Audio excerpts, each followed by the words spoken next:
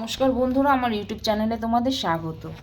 Sankranti special আমি তোমাদেরকে ভাপা পুলি পিঠে রেসিপিটা শেয়ার করব। এবার দেখে নিই আমরা কি কি লাগবে আমাদের। আমি এখানে চালের গুঁড়ি নিয়ে নিয়েছি, এখানে 1 কেজি চালের গুঁড়ি আছে। আর এখানে কিছুটা নারকেল কোড়া নিয়ে নিয়েছি, আর এখানে নিয়ে নিয়েছি কিছুটা নারকেলের পুর। আমি এই পুরটা আগের থেকে একটু করে নিয়েছি, আখের গুড় দিয়ে নারকেলের পুরটা আমি করে নিয়েছি।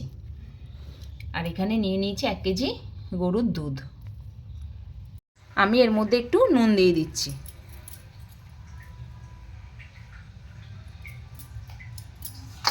নুনটা ভালোভাবে মাখিয়ে নিচ্ছি। আর আমি এই চালের গুঁড়িটা সম্পূর্ণই ঠান্ডা জল দিয়ে মাখবো।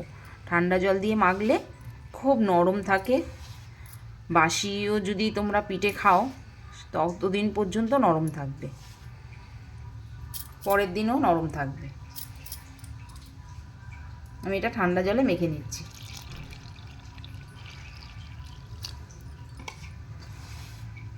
আটা মাখার মতন খুব ভালো করে মেখে নিতে হবে।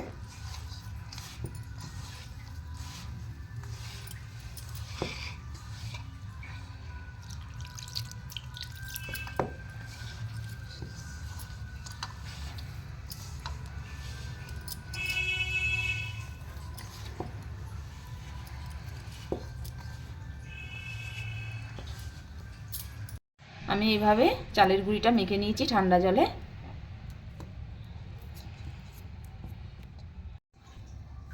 আমি এবারে পুলির শেপ করে নেব।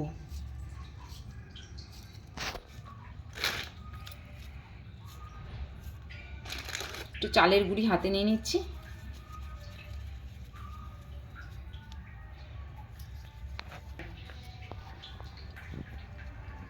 এইভাবে একটা খোল করে নেব।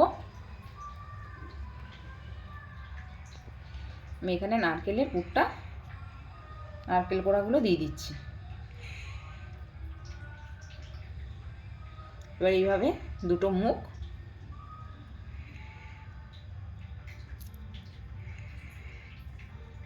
আমি হাত দিয়ে একটু ঘুরিয়ে দিলে, আর এই দুটো সাইড একটু চোখা করে দিচ্ছি।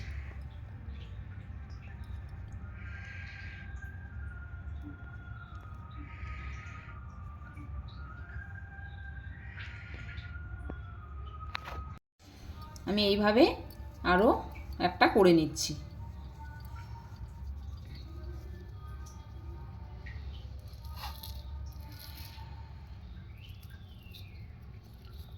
আমি এখানে নারকেল আর গুড় দিয়ে যে পুরটা তৈরি করে নিয়েছিলাম সেটা এখানে দিচ্ছি।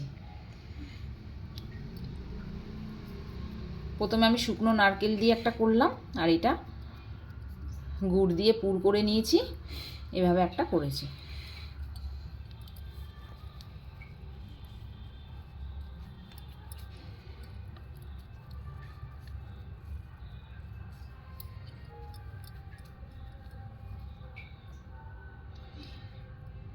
আমি এইভাবে এই চালের মাখাটা সবকটা এইভাবেই সব পুরগুলো ভরে পুলি পিঠের শেপ করে নেব। আমি এখানে পুলি পিঠেগুলো সব এইভাবে শেপ করে নিয়েছি।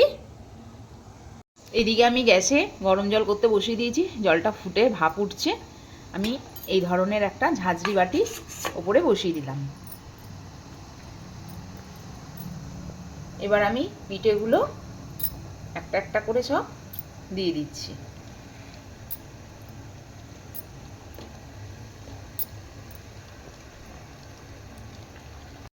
আমি পিঠেগুলো এইভাবে ভাপাতে দিয়ে দিচ্ছি। তো বন্ধুরা, তোমাদের যদি এরকম ধরনের ঝাঁঝরি বাটি না থাকে, তোমরা কাপড় বেঁধেও কাপড়ের ওপরেও দিয়ে ওপরে একটা থালা চাপা দিয়ে দিতে পারো, এভাবেও হবে। এবার আমি এটা ভাপাতে দিলাম। আমি এবার এটা 10 থেকে 15 মিনিট ভাপাতে দেবো। আমি এরকম ধরনের একটা থালা উপর থেকে চাপাতে দিয়ে দিলাম। এবার 10-15 মিনিট আমি অপেক্ষা করব। 15 মিনিট হয়ে গেছে, আমি চাপাটা খুলে দিচ্ছি।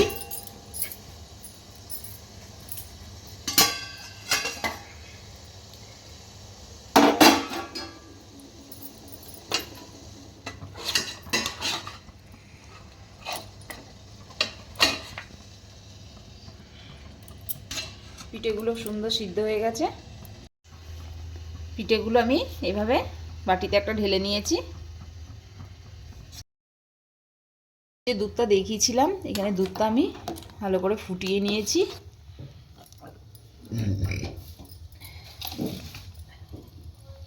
এর মধ্যে আমি পাটালিগুলো ভেঙে দিয়ে দিচ্ছি।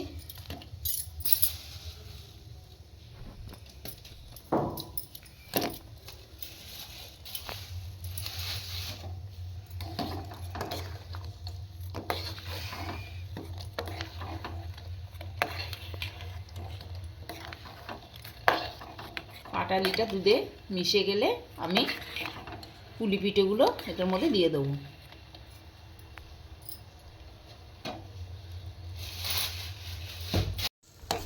গুড়গুলো গলে গেছে, এবার আমি পিঠেগুলো দিয়ে দিচ্ছি এর মধ্যে। পুলিগুলো দিয়ে দিলাম।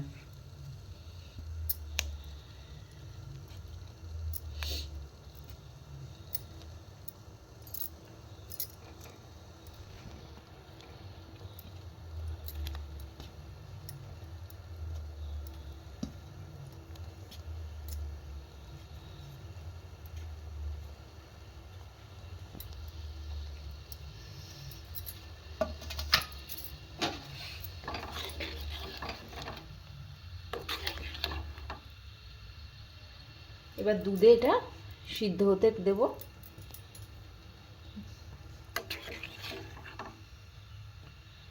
এটা দুধে এবার 10 মিনিটের মতো ফুটাতে দেবো, যাতে পিঠেগুলো ভালোভাবে সিদ্ধ হয়ে যায়।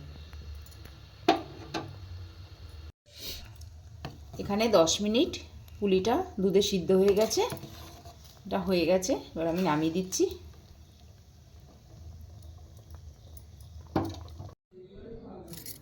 আমি এইভাবে প্লেটে সাজিয়ে নিয়েছি, আর এখানে কিছুটা গুড় নিয়ে নিয়েছি। দেখো বন্ধুরা, পিঠেটা কত সুন্দর হয়েছে, একদম নরম, একদম সফট হয়েছে। তোমরা এই গুড় দিয়ে ভরিয়ে পরিবেশন করবে। আর এইদিকে আমি দুধ পুলিটাও রেডি করে নিয়েছি। আমার এই রেসিপিটা ভালো লাগলে ভিডিওতে একটা লাইক আর চ্যানেলে সাবস্ক্রাইব করবে। আর তোমরা রেসিপিটা অবশ্যই ট্রাই করবে। আমি আসবো আবার একটি নতুন ভিডিও নিয়ে।